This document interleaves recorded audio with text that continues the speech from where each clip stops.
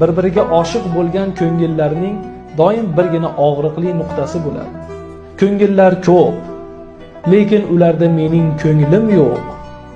Lekin shundayin bir ko'ngil bor, uni menda ko'ngli yo'q deydi. Chunki oshiq bo'lishlikda, bir-birini sevishlikda siz sevgan inson sizni sevmasligi mumkin. Yoki siz sevmagan inson sizni sevishligi mumkin. Oshiq bo'lishi mumkin. Bu nimadansa bu hayot qonuniyati. Chunki shunday uxlayotgan qalblar bor. Siz uni sevasiz, lekin u sizni sevmaydi. Uxlayotgan qalblar bor.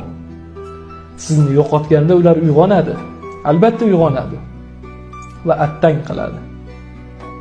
Lekin shunday uyg'oq qalblar bor, ko'ngillar bor.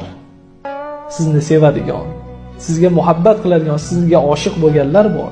Shunday uyg'oq ko'ngillar borki, sizni yo'qotishdan qo'rqib aslo ular uxlashmaydi. Haqiqiy oshiqlik ham mana shunday bo'lsa kerak menimcha.